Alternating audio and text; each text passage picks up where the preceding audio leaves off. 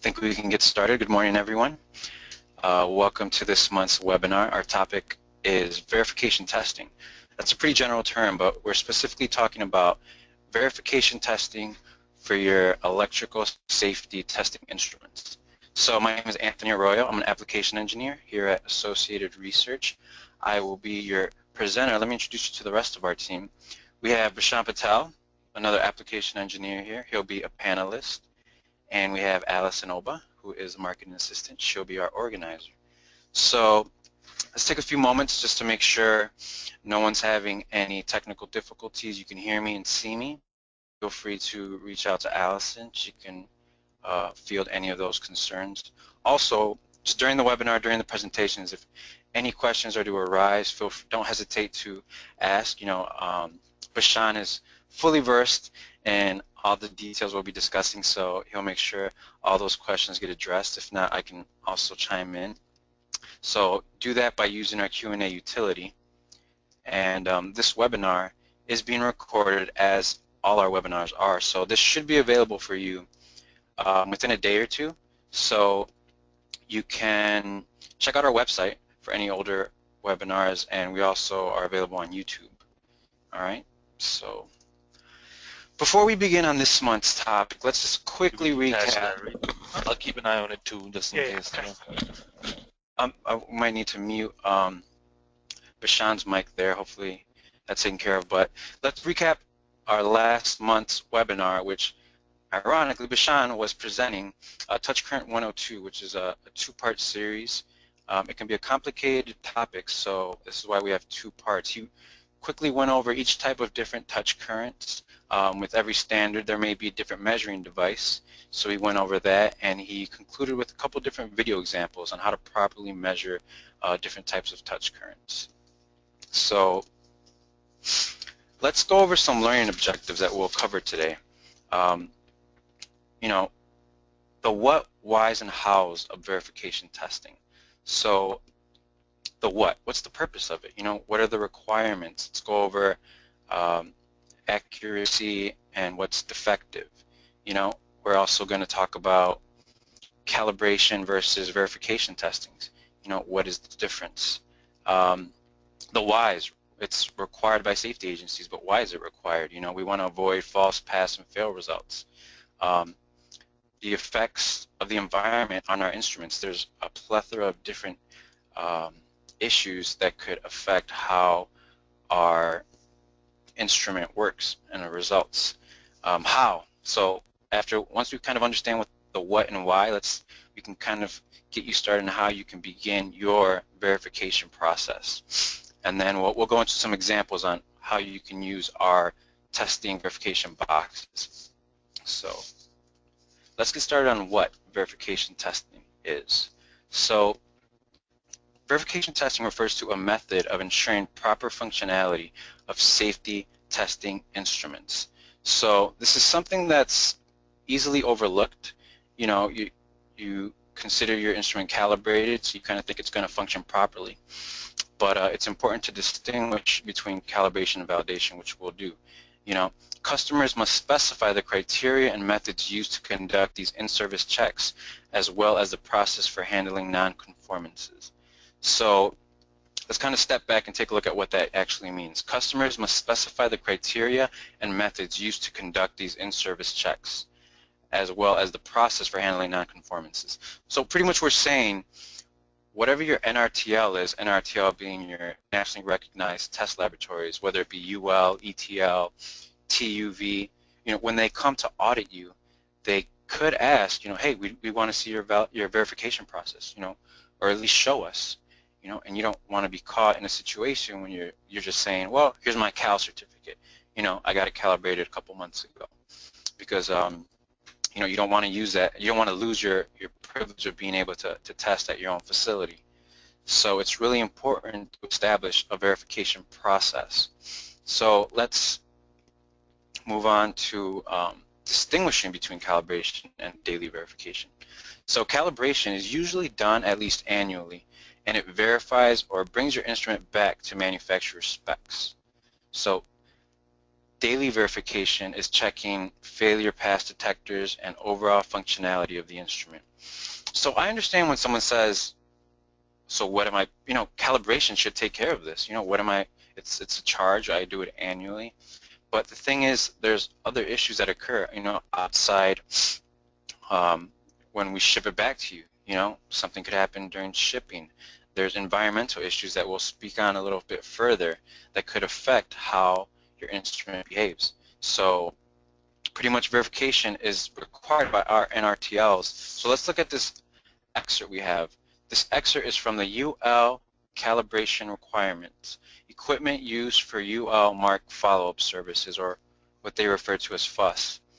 So during an in-service check, IMTE, which is inspection, measuring, and test equipment, is validated prior to use to ensure it is capable of achieving the required measurement accuracy. Customers must specify the criteria and methods used to conduct these in-service checks. IMTE used to verify compliance with UL requirements shall be checked daily by the customer to ensure it is functioning properly. If this equipment is not used daily, then this functional verification should only be performed prior to use. So this is a pretty extensive document. We do have a link for it. Allison will shoot that out to everyone. Make sure if you want to kind of delve inside a little bit deeper. But obviously what we're talking about here is consumer safety. These are all just another link in chain to ensure consumer safety. So at this point, we kind of want to ask you guys a question, a poll question. We want to know, Allison will shoot that up for you and you'll have some options. If we can bring that up.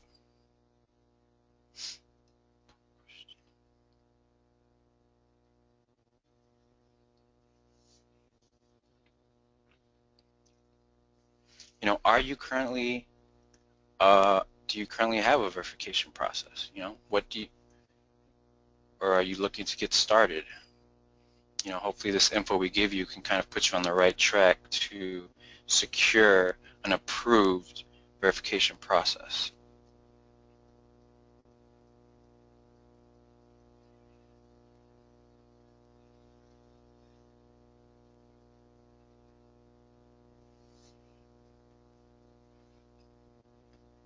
Just kind of, once we get the results, we can take a look at where everyone stands and kind of identify what maybe the priority is.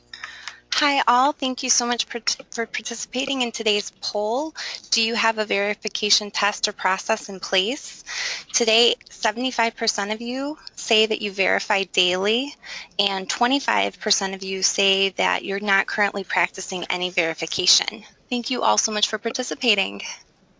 Okay, well, those are kind of predictable numbers. 75% of you are kind of already verifying. Maybe you're not sure if your system is up to par with what's expected of you from your NRTLs. And for the 25% of you who aren't currently testing for verification, hopefully after this presentation we kind of point you in the right direction on what your first step would be to get an approved and something you can rely on, a verification process. Awesome, good results. We appreciate that feedback, guys. So hopefully now we've answered the what of what is verification testing. Let's kind of delve into the why. So to ensure the safety device is identifying true failures and faults, obviously we want the integrity of our data, of our test results to be trustworthy, Due to the nature of manufacturing environments, electrical safety testers can be damaged internally. So quick story, I was recently on a trip visiting some clients. Whenever there's any application issues with our instruments, we can go out and make sure everything is properly set up. And at this particular client, it was, they make high-end wood retail fixtures, and they're the exclusive provider for a pretty high-end client, a retailer. And this retailer, which I'm sure everyone has visited one of these stores, they have their laptops plugged into these fixtures, their phones plugged into these fixtures. And at the facility where they cut the wood and build it, their high pot testing, obviously want to make sure the insulation is strong enough so that when I reach for a phone, I'm not getting shocked. But the tester itself was literally caked in about an inch of sawdust, you know. Now it was still functioning. Maybe that just speaks to the quality of the AR machine, but stuff like that, you know, sawdust, or think if we're cutting metal, you know, some metal scraps get in an instrument and short something, you might lose the integrity of your results and possibility of getting false pass and false fail results. So let's take a look at this: false pass and false failure results. If you have a false failure, you know, you have a product that should be passing, yet you're getting a failure result. So I think instinctively we're going to look at our testing instrument. What's going on, you know? Let's short the leads. Let's see if it's functioning properly. Let's get another product on here, see if that one's passing. You know, but even that, it takes resources. It takes time. So you're kind of halting your process. That can create headaches and issues. Maybe reaching out to us to make sure maybe we can, you know, simulate the error that you're getting. Like I said, with that, you're wasting resources, you're wasting time, something that, you know, a validation process can kind of help you in the morning before you start testing. Verify, and, you know, you're good to go. Now, if we look at a false pass, here we kind of get into a little bit more of a dangerous situation, because now you're allowing products that can potentially shock consumers out the door, and kind of starting this chain of liability that, you know, none of us want to be a part of. So verification test process helps eliminate some of these issues, because there's no visual signs of damage on your instrument. You know, an empty one and one that's working properly, they both look the same, so there's no way to visually inspect for damage. So we kind of got through the what and whys. Hopefully those slides answered those questions. Let's kind of get into how you can start your verification process. So with today's instruments, such as AR's Omnia 2, kind of the Cadillac of safety instruments, you've got, you know, your high pot, your ground bond, your resistance test, your line leakage test. They're all incorporated into one single unit. You know, that's a lot of different circuits interacting together, a lot of possibilities for errors. You know, when you have something that compressed with that much equipment inside, you want to make sure all the functions are working properly. We want to be able to identify proper failures. You know, in a high volume production setting, it's easy to miss a pass that should have been a fail, and it's getting shipped out. You know, so we need to perform verification on all these different functions. So before we go on all these different functions, let's kind of talk about them, what they are. Quick recap. I know most people probably know what these tests do, but just to make sure we're on the same page, let's do a quick summary of what a ground bond test is. So we know ground bond test, it tests the integrity of the ground circuit by supplying, you know, depending on the standard, 10 to 30 amps. You know, the instrument checks for a return path on the chassis, as well as measures the voltage drop across the ground circuit. So when we're looking at our ground circuit, we kind of want a max impedance that should be less than, you know, 100 milliohms. That's kind of the standard. That's what we're looking at. We want to make sure if there's any current leaking that our ground circuit is the least path of resistance, so nothing's getting on the surface of our products and no one's getting shocked. So our high pot test, or dielectric withstand test, provides high potential across the current carrying conductors. Resulting leakage current is measured from the chassis to the DUT. So the high pot test, we know, is kind of used to verify weak points in the insulation, maybe some workmanship defects, and parameter-wise, the general rule of thumb would be whatever your product is rated at. So let's say in the US we'll be at 120, 115, 120. You know, multiply that by 2 and add 1,000. So for the most part, I think in most high pot tests in the US, we're probably testing around 1240 volts. So the insulation resistance test, which is very similar to a DC high pot test. The difference is this test actually provides you with your specific resistance value. So we're applying high potential across current carrying conductors. So we know the voltage we're setting, we know the current, simple Ohm's law, we can figure out what the resistance is. Now moving on to line leakage test, this is used to measure the leakage current flowing through the surface of the insulation while the DUT is powered on at 110% of its rated voltage. So with the LLT, you kind of have a called out measuring device that you must use for specific standards or for specific products. The Omnia comes with a plethora of measuring devices and an option for you to build your own if it's more of one of those discrete ones that isn't used often. So hopefully we're on the same page. We kind of have a general idea of what these tests are, and we can move on to starting your verification process, the how, So electrical safety tests are designed to identify faulty insulation, improper grounding, loose connections, defective parts, ground faults, and pretty much this is what we're checking for with all those tests we just covered. Now what a lot of people do, and it's understandable, a quick, efficient way to check if your instrument is working would be to short the leads, and you should see an immediate fail. Some opening the leads on a high pot, should be a pass. And this is all well and good if you just want a quick check, but this probably isn't going to fly when you're getting audited by, UL or ETL or whoever's there. They're going to want to see a little bit more of a procedure, of a standardized procedure you do to make sure all possible, defects are identified, because not all potential issues will be detected with this basic method. What you can do is using resistive networks. It's a fast way. Some of them might use relays, which makes your process easier of not having to switch your leads and from terminal to terminal. But that'd be a quicker way to do it. But an example would be our TVB2 box. That's you can see it here. This is kind of like an all-in-one encompassing verification load box for your ground continuity, your ground bond. You also have your ACW, DCW high pot test, and your insulation resistance test.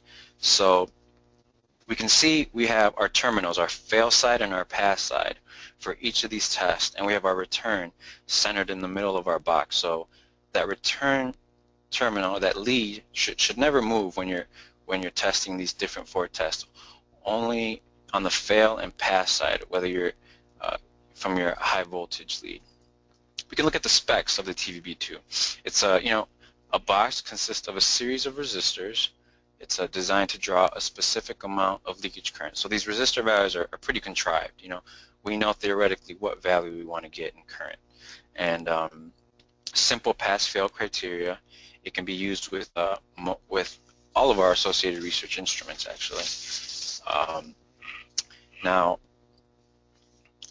these numbers in these boxes are your specs on your resistors and what your parameters should be when you're making your test files. We can look specifically how you're going to set this test up. So let's start with the dielectric withstand verification. So these next few slides, they might get a little dry. We're going to cover the exact parameters of what your test files should include. We'll start with the high pot test. For our pass test, we want to set our voltage at 1240, which, as earlier I stated, is kind of the common parameter for voltage. We're going to set our high limit at 10 milliamps. Okay, so if we're getting higher than 10 milliamps, we're getting a fail. If we're under that, we should be passing. A ramp up of 2 seconds, a dwell of 2 seconds. We know our resistance is going to be 2 mega ohms. So theoretically, using Ohm's law, our current should be 620 microamps. Now, the high voltage from the tester connects to the pass terminal, and obviously on the ACW, DCW portion of the TVB2 box. Now the return of the tester is connected to the return terminal. Like we spoke earlier, your return terminal should always stay your return lead, I'm sorry, should always stay on the return terminal when verifying all these different tests. So the test is performed and the resulting leakage measured by the hotspot tester. So theoretically, this leakage should be close to 620 microamps, which should trigger a pass on your Omnia. If you want to look at the fail side, let's use the same parameters, but now we're switching our lead to the fail side, which obviously has a different resistor. It's 120K, resulting in the current calculated at 10.3 milliamps. Now remember, we set our limit at 10 milliamps, so this should be a true fail.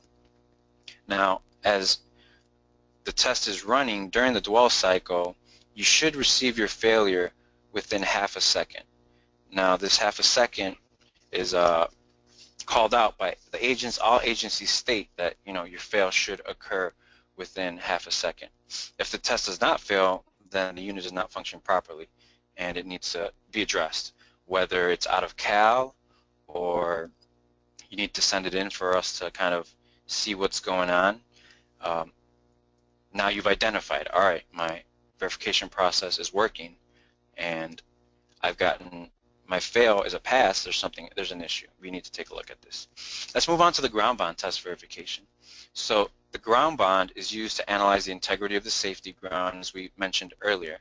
Now, the common ground bond test parameters are for a current between 10 and 30 amps, again, depending on what standard you're referencing, and the max impedance of 100 milliohms is what we want to see. We don't want our ground to have any more impedance than that. So based on the TVB2 settings, the table for ground bond verification, the test current is 25 amps, and we're going to set a high limit of 100 milliohms, as we stated. A 1 second ramp up and a 1 second dwell times. So you can see these tests are pretty quick. The high pop, we had a 2 second ramp up, 2 second dwell. So if your operator is coming in the morning, depending on how quick they can change your leads to your terminals, this can be like a 1 minute, 2 minute verification every morning, and you're good to go. You've noted it down, you've noted your results, you have that in your verification process logbook, and you're good to go. So for the pass test, the high current lead from the ground bond tester is connected to the pass terminal of the ground bond portion of the TVB2 box. The return lead is connected to the return terminal of the TVB2. Again, that never changes. When the test is ran, the resistance should be around 50 milliohms. Similarly, for the fail test, the high current lead needs to be connected to the fail terminal on the ground bond portion. So now when this test is ran, the impedance should be around 200 milliohms, which exceeds our high limit. So this should fail between or less than a half second dwell time. So we're going to have some videos on all these tests right now. We'll show you exactly how the tests are ran. You should see the proper results. Let's look at the IR first, IR verification. So the insulation resistance test stresses the insulation of the DUT with high DC potential, and an actual resistance value is given. So if you want to know what number of resistance, how many ohms, what the ohm value is of your insulation, this is the test you want to run. It's ran, very similar to the DC high pot. But so if let's refer to our TVB2 settings table, and the test voltage is 500 volts. So the fail circuit includes a 4 mega ohm resistor, and the pass circuit utilizes a 1 mega ohm resistor. So we can see the difference in resistance is going to give us some different currents. Now, setting the proper parameters, we should see a true fail and a true pass. So let's quickly check out these videos. Let's open this up. So let's look first at our ground continuity and ground bond. Let me maximize this for you guys. So you can see we have 2 continuity files and we have 2 ground bond files. Hopefully this is clear enough for you guys to make out what's going on the screen. We're going to initially start with our pass continuity. You can see we have our high current lead alligator clip attached to the pass side of the ground continuity, and we have our return on the return box. Now what I want to show you here is this little box. It looks like it would be a result, right? These aren't your results. These are the prompts that you have manually put in, which is great because some trepidation arises with verification processes because we don't want, sometimes you don't want your operators going into system settings and setting up tests and accidentally changing something, which then you have to investigate what did you change. So these prompts are great because you can type in specific instructions on what to do. Now here we just have what our expectations are. This is the ground continuity fail test. But you can put in, hey, remove high current or red lead from pass side and move over to the fail side. Leave your return lead on the return terminal. You should see a fail result. So they would hit test again, they get the fail result. Here we'll get another prompt. Again, we just put ground bound pass, so we know this is our expected pass for the ground bound verification test, where you can put if received proper result on last test, now change your terminal lead to the ground bound pass side, which what you see me doing here. Return stays the same. We get the contrived value that we want. Now we'll try the fail. And going to the result page, you can kind of see we have our pass, fail, pass, fail. After a while, your operator will get accustomed to seeing the proper results, and they feel comfortable moving on and starting to test your products. I want to go back, actually, make sure I don't cheat you from your HiPop video. Here you can see we have 2 ACW tests and 2 DCW tests. We have our pass and our fail. It's important to note we're using a different lead now, right? You can see we're no longer using high current. ACW, DCW, and IR uses high voltage. So we're using the properly rated high voltage lead connected to our pass and fail sides. Again, this is prompt shows up, AC high pop fail. Here you can put, make sure you disconnect your high current lead and use high voltage lead. You want to make sure your operators aren't testing high voltage with your high current leads, or you actually wouldn't even be testing anything because your high voltage wouldn't be connected. So these prompts are really helpful, and you can utilize them to optimize their utilization by making sure you have great instructions, easy to follow instructions for your operators, easy to use. The TVB2 box, as you can see in this video, it's very user friendly. So here we got our true values. We got our pass, fail, pass, fail, pass, fail. You can view the results and you're good to go. Your operator is ready to start testing products. He feels secure that the instrument is functioning properly, and when you're audited, you have this to show your, whether it be UL, TV, ETL auditor. This is our process every morning. If we're using the instrument daily, we're checking. So, okay, we went over the TVB2. Hopefully, you kind of have a better understanding of how it works. Again, this is just an example of one verification load box. Some people might choose to build their own, but again, you have to understand this is CE certified, our box, and it's calibrated every year. So you kind of, it's kind of get it and forget it. You feel good about it, and it'll work for you. But there's obviously one blatant test missing from this verification box, and that's the line leakage test. In the past, line leakage test is not as well defined for verification as other test types. Since the product is operating at rated voltage during an LLT, most LLT testers utilize a universal power receptacle, which we'll show you in our next picture. So it's actually operated at 110 of its rated voltage for the LLT.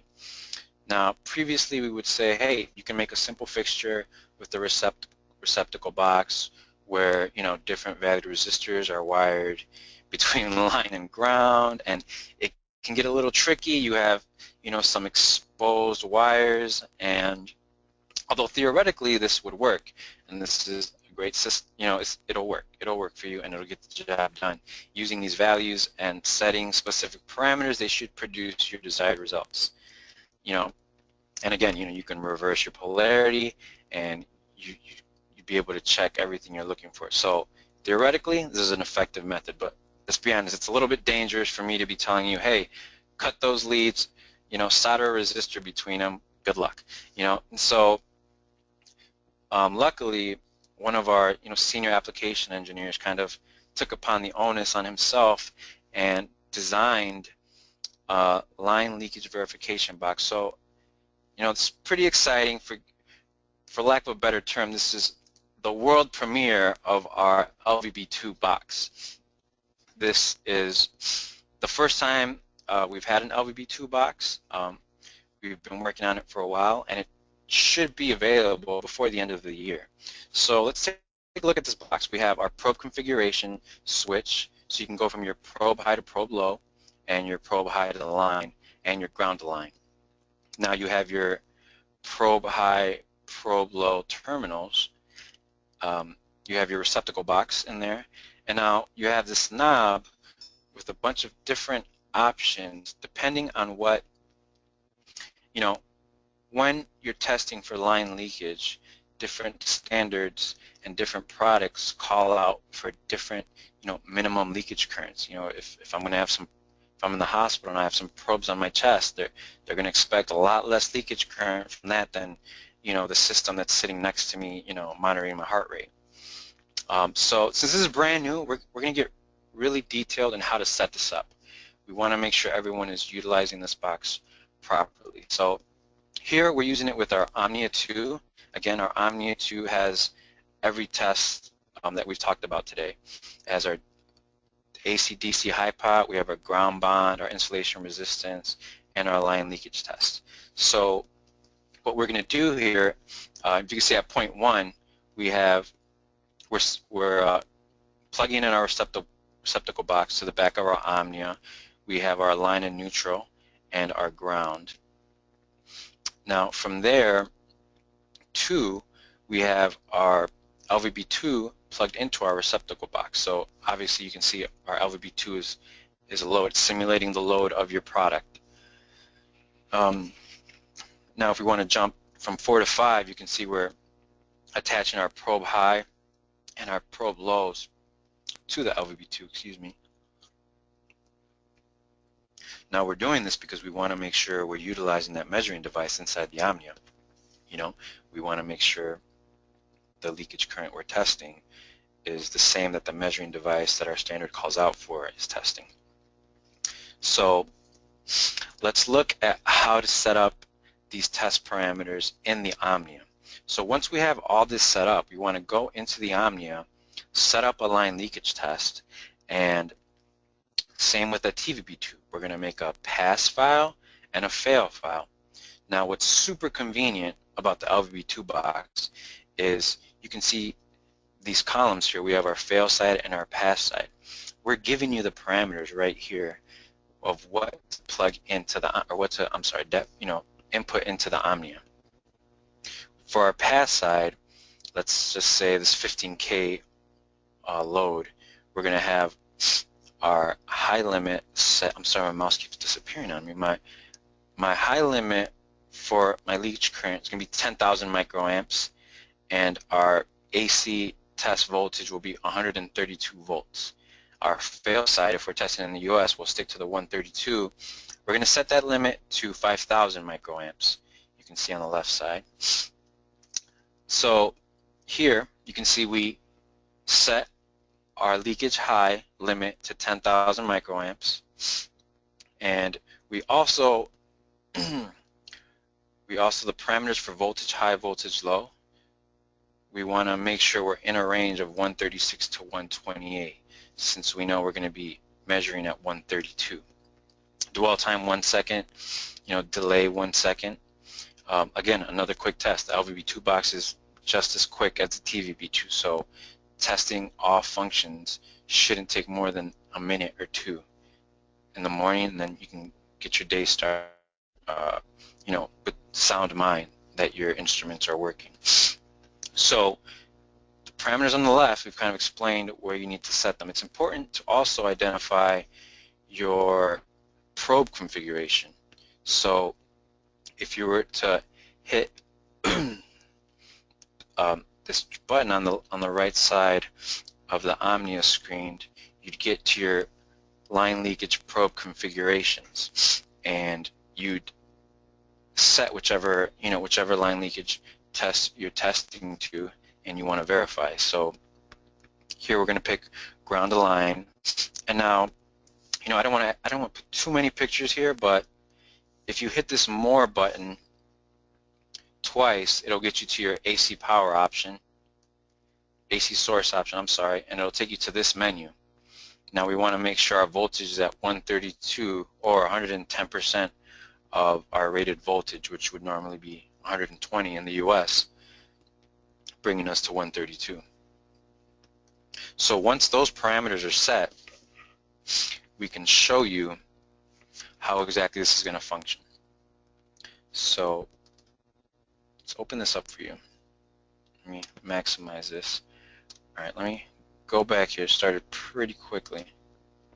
So you can see right now we're set at the 7.K ohm load dial. So let's try the 15K ohm load. All right, those are the test parameters we set.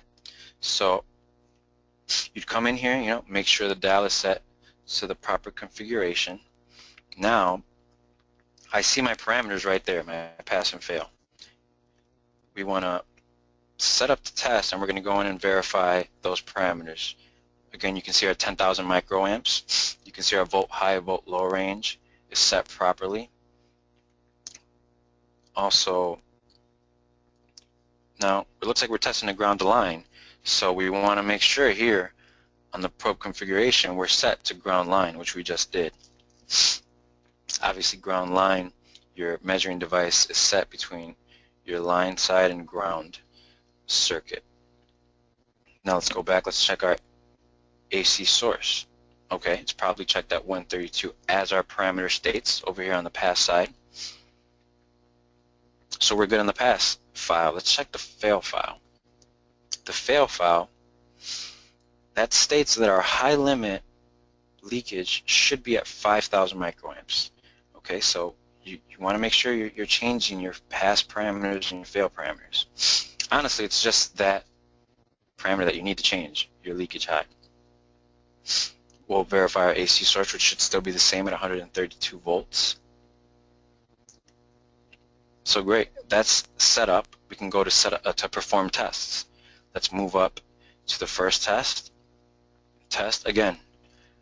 Oh, it's great, it got clear of the video. So these these prompts, they're, we've given them to you to make sure you've given proper instruction to your operators on how this should be ran. So right now we're just telling you we're using the 15K load pass end at 132 volts, but here's where you can say, verify high leakage limit.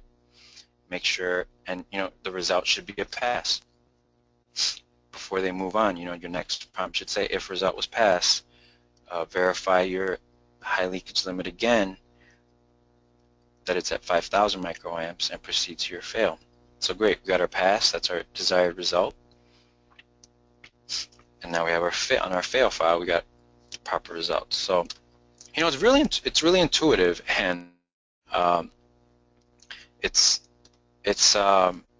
very user friendly. So let's say you're testing to a different standard, and you have a different product, and you're specified to test at the 1.47 mega ohms load. So similarly, we're going to go in, check our pass and fail parameters, and we know that our pass side, it's hard to tell, but it says, we should be at 500 microamps. Again, check your probe high, probe low configurations. Nice, it looks like we're already set there. Our measuring device will be measuring between probe high and probe low, that specific leakage current.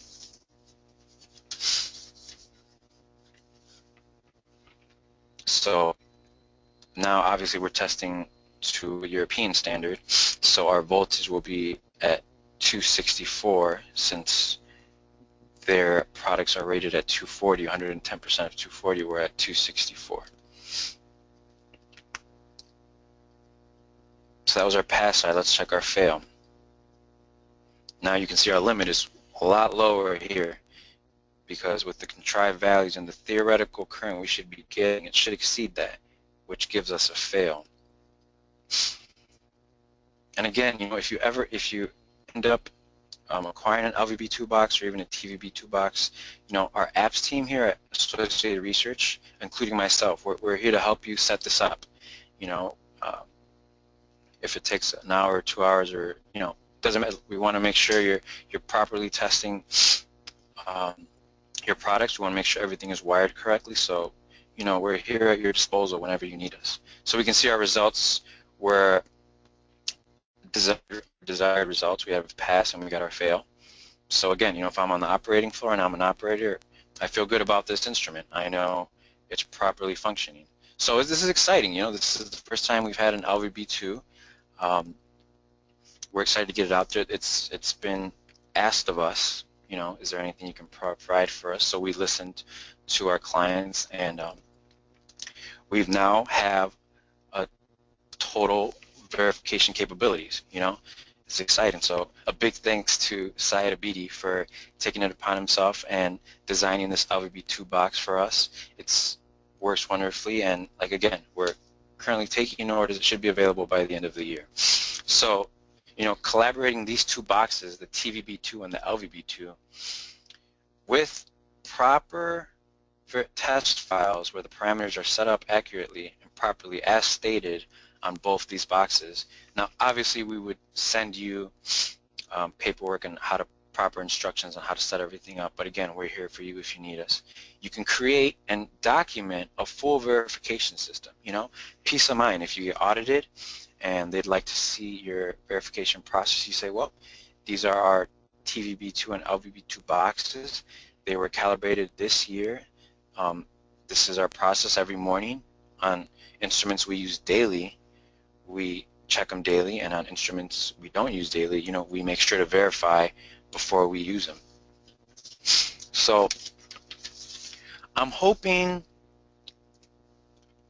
we can move on to this poll question. I'm sorry. So now that we know how many people are verifying, we're intrigued in how you're verifying. You know, what are you using? Are you using one of our TVB2 boxes? Do you have a, you know, kind of a in-house made variable resistor box? You know, I'm always intrigued into how people are verifying our instruments. You know, they come back from Cal and they've been shipped, and you know, who knows how they've been handled, and obviously you open up the box and you expect it to be functioning properly, but obviously 25% of us are just running it and the other 75 are using their own verification process. So if we can take a moment, you guys can answer that question. Allison will come in shortly, give us those results. Obviously you can't get too detailed in these questions, but it's always interesting to see how everyone's verifying their instruments or their procedures, their processes. Hi all, thank you so much for voting. So we asked, for those of you who are performing verification, we asked what are your current verification methods, and as you guys can see, 33% of people said custom load box, 33% of people said associated research load box, and 33% of people said other. Thank you all so much. Okay, nice. So I'd be curious, for the 33% that kind of made their in-house box, you know, have you been audited? You know, have you even been asked, hey, we'd like to see your verification process? You know, I wonder if when you show them your box, is that adequate? You know, if, you know, feel free to type in to the box, Allison, we'll field that later. It's just good info for us to learn, and we always appreciate this feedback. You know, any feedback we kind of use to better our services and products. So again, we appreciate you taking the time to answer these poll questions. So let's kind of do a quick verification webinar summary, okay? We know that verification of electrical safety testers is critical to ensure the validity of pass-fail results. We kind of went over what could happen if we sent out a false pass or a false fail. If the safety tester is defective, it could lead to major issues such as shock hazard and product recalls, which is the last thing any of us want. So performing regular verification ensures that all equipment is working within agency specifications. As we alluded to that excerpt from the UL FUS document, they're specifying if you have a UL auditor that's coming in and isn't asking you or is maybe being lenient with you on what you're using to verify, that's okay, that's cool, you're getting lucky, but if something were to happen, it's all going to boil down to that document they gave you on what you should be doing. So it's really important that you cross your T's, dot your I's, and make sure you have a proper verification system and process in place. So verification tests, they can be run daily depending if you use your instruments daily, or before every shift, which would be amazing if you can have that type of quality to your manufacturing process. For every shift that starts, hey, before you use that instrument, verify. So I'm hoping that information for the 25% who don't have a verification process in place, I hope that kind of leads you in the right direction on what your first step would be to kind of get something started. And for the 75% who do have something, that's great, and we hope that that's working out for you. And if you had any questions, if you're doing everything properly, hopefully that answers your question. So this is actually our last webinar of the year, so we want to thank everyone who joined us in 2015, and we really look forward to seeing you in 2016. If you have any topics that we don't cover or we haven't covered, or you have questions about, or you're interested in, feel free to reach out to us. Let us know what you guys want some more information on, and we love that feedback, and we'd love to kind of challenge ourselves and present you with proper information on those topics. So what I want to do right now is talk about the IQ, OQ, and the Audit Survival Guide. So what I want to do is bring in Bashan and make him our presenter, and he can kind of speak a little more in detail about what this is all about. Let me make him the presenter, and he can kind of lead you from there, and I'll be back in a short while. Bashan, do you have control there? Yes, thanks, Anthony. Hi, everyone. Like Anthony said, I'm going to be going over some IQ, OQ documentation. We provide some unique compliance documents online.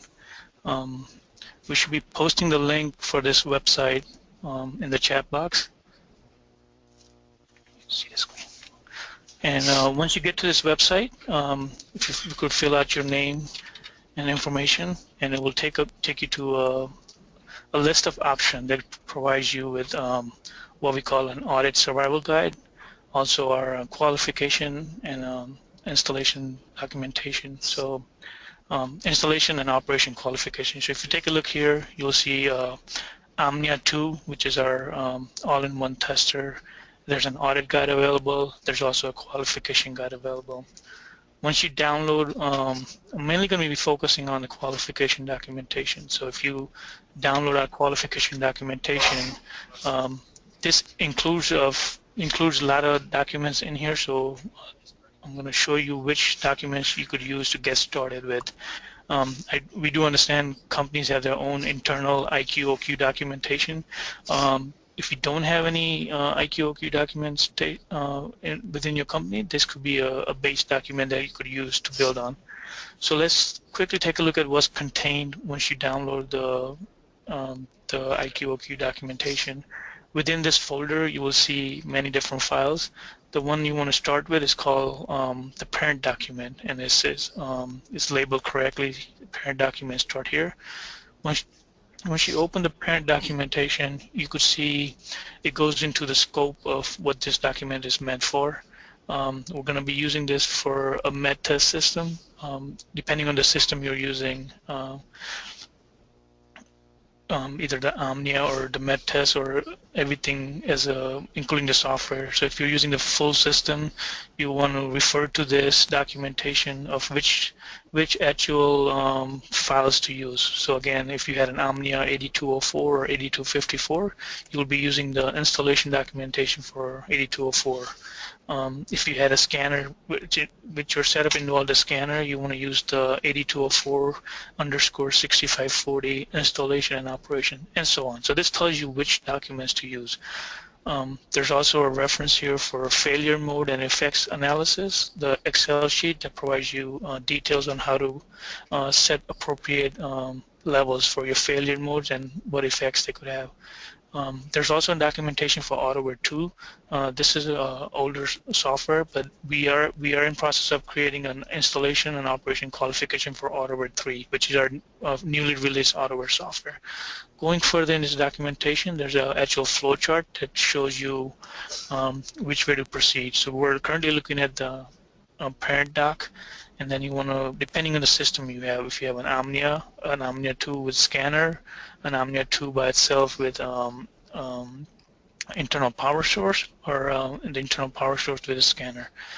There's also a branch here for the software. So basically, you want to go through this documentation and also use our failure mode analysis document to complete your IQ/OQ documentation. Again, some additional information on the system, including the serial number, the model, any kind of calibration, and any comments and notes. This will be part of your IQ/OQ initial documentation. And one more time, again, we'll look at also the 8204 installation document, just to show you what the document looks like real quick. Again, so this is an installation documentation. So when you first install the system, what kind of things you're expecting out of the system, and you want to validate the actual functioning of the system. This goes along with verification, but this would be usually on a newly installed product, or if the product came back from calibration. You want to go through this document to make sure the unit is performing to your internal requirements or specific to this document itself. Okay, so that was a review of how you are able to download the documents from our website, the Omnia qualification documents, and how to get started with documents. And I'll turn it over to Anthony.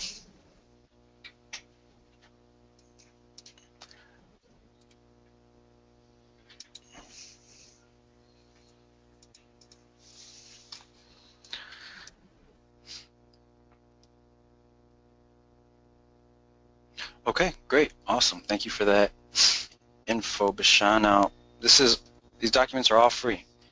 You know, we want to provide you with the resources you need to make sure life is easier when using our instruments.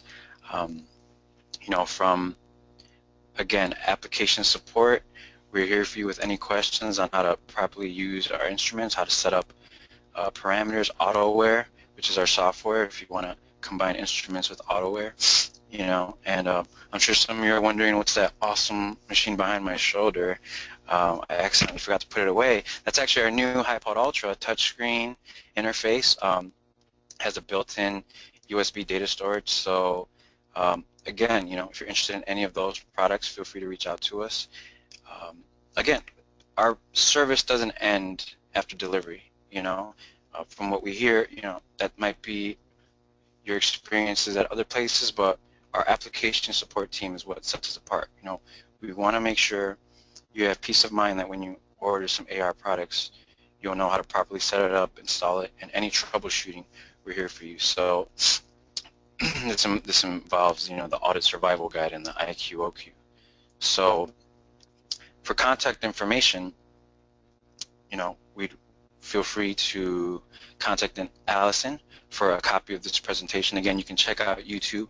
Our YouTube page is, if you can just search AR HiPod, so that's one word, ARHYPOT, and you can see past webinars, quick start guides, and just a plethora of other resources that can help you get started with, or any questions you have. I'm pretty sure it'll answer them. So check out our website at arisafety.com, and we're all over social media, so if you want to reach us there, that's fine too.